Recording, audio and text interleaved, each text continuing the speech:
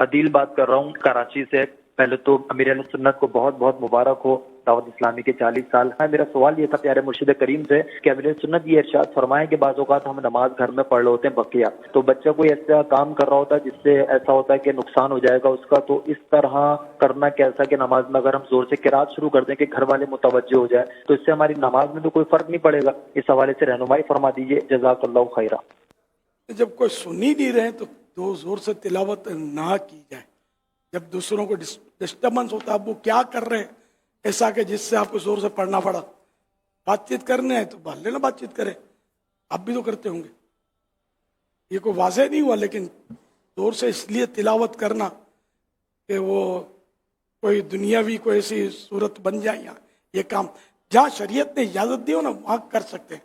جیسے وہ کوئی گزرنے لگا نماز پڑھنے والے کے آگے، تو اس کو غالباً سبحان اللہ متوجہ کرنے کے لیے کہنے کی غالباً ہے، جی صحیح ہے نا، سبحان اللہ کہہ کر اس کو متوجہ کر سکتا ہے، یا جو پڑھ رہا ہے وہ آواز سے پڑھ لے، یہ بھی ہے نا۔ جی جی ایسا ہی ہے۔ تو یہ جہاں ضرورت ہے، ورنہ پھر یہ کہ بلا ضرورت اپنی مرضی سے تلاوت، تو اس کو تو پھر مجھے ایک پرانا یاد آ گیا، کسی کتاب میں پڑھا تھا کہ ایسے لوگوں کا پھر یہ مثال رہے گی کہ وہ نماز پڑھ رہا تھا اور دودھ رکھا ہوا تھا، بلی اسے پیا چاہتی تھی، تو بلی کو بھگانے کے لیے اس نے وہ جیسے کہ وہ جو الفاظ وہ پڑھ رہا تھا تو اس میں وہ شش کی آوازیں نکالنی شروع کی، اس طرح کر کے بسم اللہ، کہ وہ مطلب یعنی کہ شش کی آواز بنے اور یہ بلی بھاگ جائے۔ یہ تو اپنا مطلب نکالا نا اس نے نماز کے ذریعے۔ تو جو باتیں کرتے ہیں، چیتیں کرتے ہیں، بالفرض اگر وہ کوئی گناہ بھری بھی گفتگو کر رہے ہیں تو اس کے لیے ہم قراءت کے ذریعے اس کو روکیں گے کیسے؟ ہم اپنا کریں، وہ اپنے کا، جہاں جب آپ نماز مکمل کر رہے ہیں کہ بھلے ان کو سمجھائیں، نیکی کی دعوت دینی چاہیے۔ اور جب کوئی نماز پڑھ رہا اس وقت زور سے بات کرنے کی بھی اجازت نہیں ہے، اچھی بات بھی نہیں کر سکتے اس کی نماز میں، جبکہ خلل پڑتا ہو، تشویش ہوتی ہو، پریشانی ہوتی ہو، یہ بات کرنے والے کا جرم ہے۔ بعض اوقات بات ہو رہی ہے، نماز پڑھ رہا ہے، یہ فون پر لگے ہوتے ہیں ہیلو ہیلو کر کے، وہ اپنا باتیں کر رہے ہوتے ہیں، یہ بھی نماز پڑھنے والے کو تو پریشانی ہوتی ہوگی۔ ان کے سوال کا ایک مقصد یہ بھی معلوم ہو رہا ہے کہ بچہ جو نا کوئی نقصان نہ کر دے اپنا، اب تو ایسا نقصان کرنے لگے کہ جو مطلب جیسے کہ وہ مثال دیے نابینا ہے، کنویں میں گرا چاہتا ہے اور یہ بچا سکتا ہے اس کو، تو نماز توڑ کر اس کو بچانا واجب ہوگا۔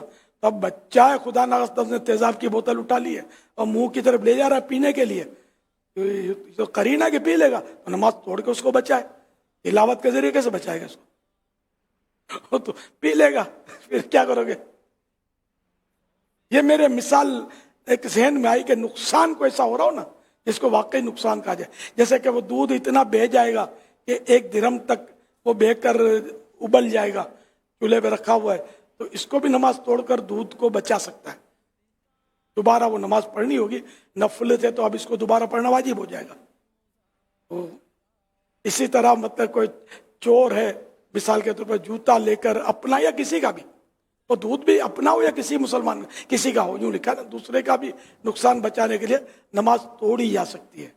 نماز توڑنے کی اجازتوں کی صورتیں زور سے تلاوت کر کے کسی کو ان چیزوں سے روکنے کی، جیسے خطبہ دیکھو نا، خطبہ بھی نماز کی طرح ملتا جلتا اس کا حساب ہے۔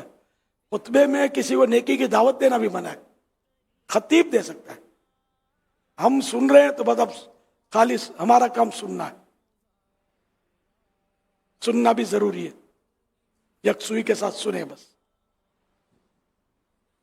ادھر ادھر دیکھنا بھی منع ہے، گردن پھرا کر دیکھا خطبے میں یہ بھی ناجائز ہے۔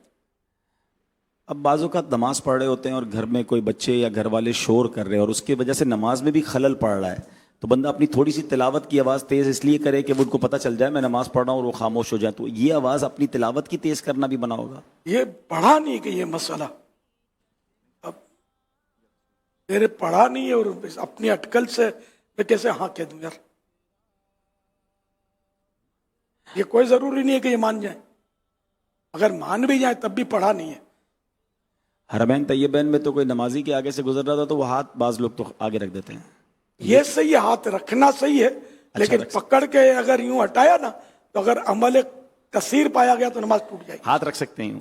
ہاتھ رکھ سکتے اچھا. اور اس کو یوں نہیں. ہاں لیکن یہ ایسے ہوتے ہیں, مجھے تو پتا ہے نا, آپ کو بھی تجربہ ہوگا, یہ بیچارے بہت ساری یہ سمجھتے ہیں کہ مقام ابراہیم کا جو قبہ ہے, گنبد شریف, اسی کے بعد نماز پڑھنی ہے, کسی کے باپ کی طاقت نہیں جو ہم کو ہٹا سکے.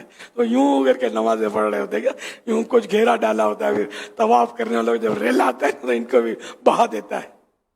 تو ایسے موقع پر یعنی پورے حرم میں کہیں بھی نماز پڑھ لینا, وہ افضل ضرور ہے وہ جگہ, لیکن وہاں تو یوں اس حالت میں طواف کے دوران جب بھیڑ ہے تو خوشی اور خضوع تو آئے گا ہی نہیں, سجکا بھی نہیں پڑے گا نماز میں, رکعتیں بھی بھول جاتے ہوں گے, کیا آپ پڑھتے ہی بھی بھول جاتے ہوں گے یا غلط پڑھ جاتے ہوں گے. تو یہ یوں کھڑے کرتے اتنے طواف کرنے والوں کو تکلیف دے کر یہ اپنی نفلیں پڑھ رہے ہوتے ہیں, بیچاروں کو علم نہیں ہوتا. طواف جو کر رہے ہیں وہ تو ویسے ہی نماز کے آگے سے گزر سکتا ہے, گزر سکتے ہیں, لیکن ان کو یہ بھی تو نہیں پتا ہوتا نا, نماز پڑھنے والے اپنے آگے سے گزرنے نہیں دیں گے طواف کرنے والے کو. تو یا یوں اس لیے کرتے ہوں گے عورتیں مرد وہ نماز پڑھ ہوتے ہیں کہ کہیں یہ ریلے میں نہ بھیج جائیں, یہ بھی ہوتا ہوگا.